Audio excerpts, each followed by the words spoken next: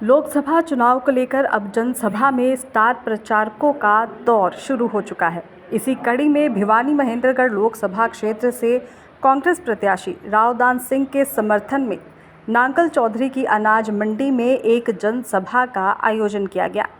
इस जनसभा में सचिन पायलट मुख्य अतिथि के तौर पर पहुंचे।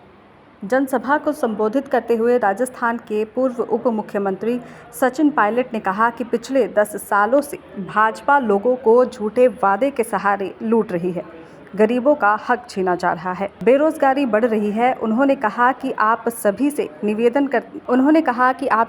निवेदन करने आया हूं कि यहां के उम्मीदवार रावदान सिंह को जिताकर भेजें ताकि कांग्रेस सत्ता पर काबिज हो सके और देश में विकास कार्य हो। इस मौके पर भिवानी महेंद्रगढ़ लोकसभा क्षेत्र से कांग्रेस प्रत्याशी रावदान सिंह ने लोगों से वोट की अपील की और कहा कि आने वाली 22 मई को दादरी में राहुल गांधी की एक विशाल रैली आयोजित की जा रही है, इसलिए आप सभी इस रैली में अपनी भागीदारी दिखाएं ताकि कांग्रेस के हाथ और मजबूत हो सके। पूरा भरोसा है कि आप लोग ऐसा कभी नहीं होने देंगे।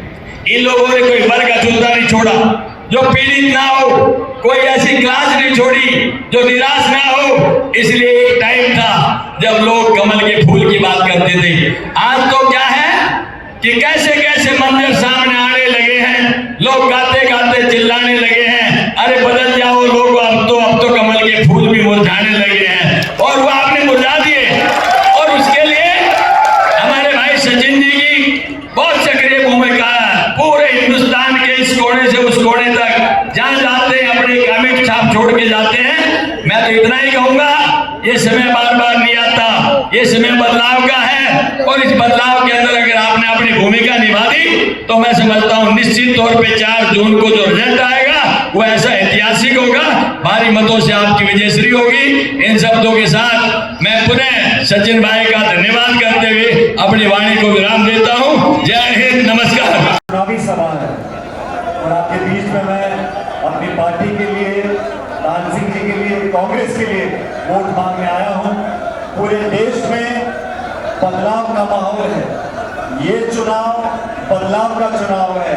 मैं केरल में, आंध्र प्रदेश में, मध्य प्रदेश में, छत्तीसगढ़ में, जहां भी मैं गया हूं, उत्तराखंड, उत्तर प्रदेश, हर जगह लोग बदलाव चाहते हैं। 10 साल से बीजेपी की सरकार दिल्ली में है और लगभग 10 साल से हरियाणा में सरकार बीजेपी की है। इन दोनों सरकारों ने मिलकर 10 साल में जो हाल किसानों का किया है, जो हाल नौजवानों का किया है, हमारे सामने है। और इस बार पूरे देश में 4 चरण का चुनाव हो गया।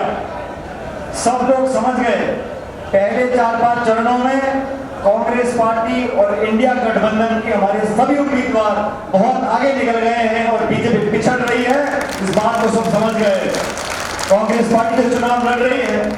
हमने अपने घोषणा पत्र में 2-4 बड़ी महत्वपूर्ण बातें लिखी।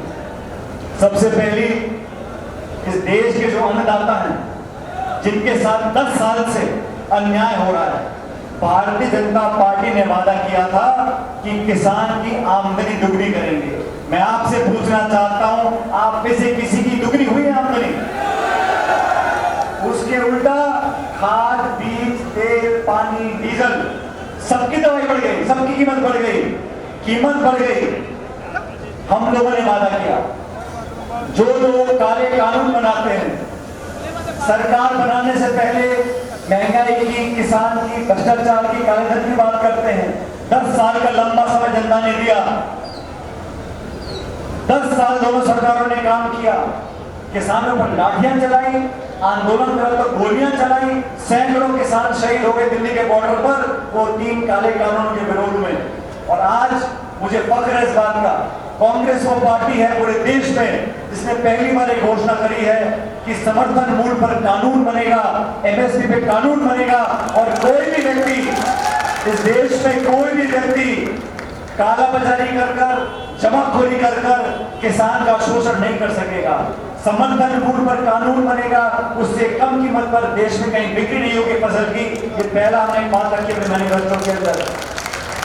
हमने कहा भाई देश में जो गरीब परिवार है, हर गरीब परिवार को प्रति वर्ष 1 लाख रुपए की मदद देनी पड़ेगी। महंगाई आसमान छू रही है, गैस का सिलेंडर 1011 रुपए का हो गया, पेट्रोल डीजल 100 रुपये लीटर हो गया। बाजार में कुछ सब्जी लेने जाओ, फल फूल साग सब्जी तेल चीनी चाय पत्ती कुछ भी ले लो, आसमान छू रही है। तो देश के सबसे गरीब जो परिवार हैं, प्रत्येक परिवार को ₹1 लाख प्रतिवर्ष हम लोग देंगे, ये हमने वादा किया। बीजेपी की सरकार ने 10 सालों में चंद लोगों को देश के तमाम हवाई अड्डे, गोदाम, रेलवे लाइन, खान, बिजली घर सब दे दिए। चंद लोगों के 16 लाख करोड़ का कर्जा माफ कर दिया, 16 लाख करोड़ का। ये चंद लोगों को बनाना चाहते हैं करोड़पति, हम करोड़ लोगों को बनाना चाहते हैं लखपति। कांग्रेस पार्टी ने वादा किया। दैनिक सवेरा के लिए नितिन शर्मा की रिपोर्ट।